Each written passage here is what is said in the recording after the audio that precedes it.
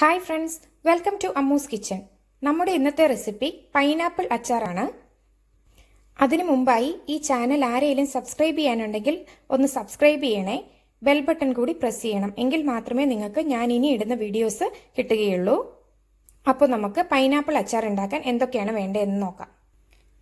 Pineapple ചെറിയ കഷ്ണങ്ങളായി അരിഞ്ഞത്, 1.5 കുടം വെളുത്തുള്ളി ചെറുതായിട്ട് അരിഞ്ഞത്, ഒരു വലിയ ഇഞ്ചി ചെറുതായിട്ട് അരിഞ്ഞത്, ആവശ്യത്തിന് പച്ചമുളക്, ഉലുവ, കടുക്, കായം, ആവശ്യത്തിന് കറിവേപ്പില, വിനാഗിരി, ആവശ്യത്തിന് ഉപ്പ്,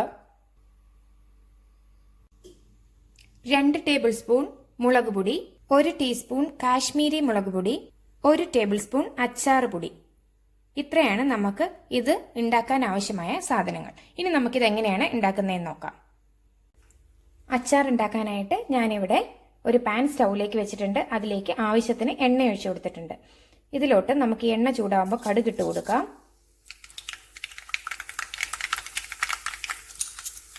ഒരു ടീസ്പൂൺ കടുക് ഇട്ട് കൊടുത്തിട്ടുണ്ട്. കടുക് പൊട്ടിക്കഴിയുമ്പോൾ 1/4 ടീസ്പൂൺ ഉലുവ കൂടി ഇട്ട് കൊടുക്കാം. ഇതിലോട്ട് അരിഞ്ഞു വെച്ചിരിക്കുന്ന നമ്മുടെ ഇഞ്ചി ഇട്ട് കൊടുക്കാം.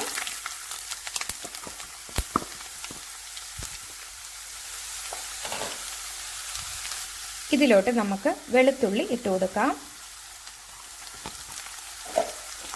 പച്ചമുളക് അരിഞ്ഞു വെച്ചിരിക്കുന്ന ഇട്ട് കൊടുക്കാം. ഇതിലേക്ക് കറിവേപ്പില കൂടി ഇട്ട് കൊടുക്കുകയാണ്. ഇതെല്ലാം കൂടി നമുക്ക് നല്ലതുപോലെ ഒന്ന് മൂപ്പിച്ചെടുക്കാം.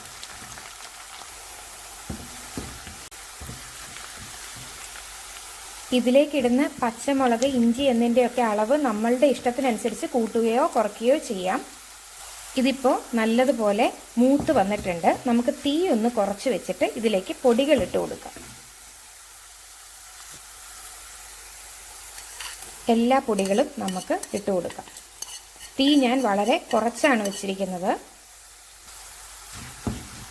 നന്നായി തീ കുറച്ച് വെക്കണം, മറക്കരുത്, ഇല്ലെങ്കിൽ ഇത് കരിഞ്ഞു പോകും. ഈ പൊടി ഒന്ന് ജസ്റ്റ് ഒന്ന് മൂത്ത് വരട്ടെ. തീ കുറച്ചിട്ട് നമുക്ക് ഈ പൊടി ഒന്ന് ജസ്റ്റ് മൂപ്പിച്ചെടുക്കാം.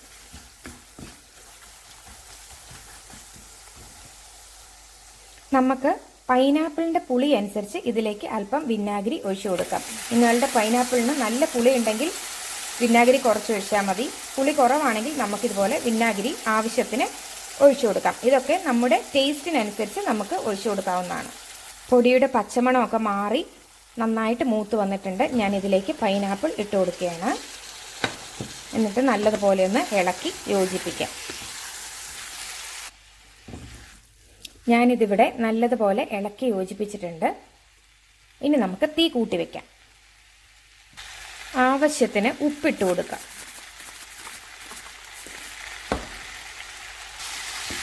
എന്നിട്ട് ഇളക്കി യോജിപ്പിക്കാം. ഉപ്പൊക്കെ നമ്മുടെ പാകത്തിന് ഇട്ട് കൊടുക്കാം. ഇടയ്ക്ക് ഇതുപോലെ ഒന്ന് ഇളക്കി കൊടുക്കണം.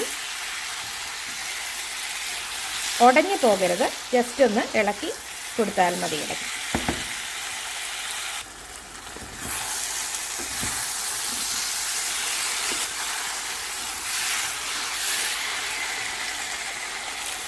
അച്ചാറിൻ്റെ നല്ലൊരു മണമൊക്കെ വരുന്നുണ്ട് കേട്ടോ.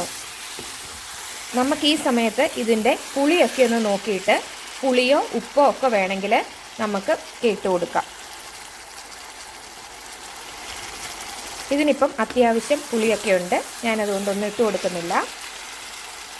അപ്പം നമ്മുടെ പുളിക്ക് അനുസരിച്ച് നമുക്ക് വിനാഗിരി കൂട്ടി കൊടുക്കാം. അതുപോലെ തന്നെ ഉപ്പ് വേണമെങ്കിൽ ഉപ്പിട്ട് കൊടുക്കാം.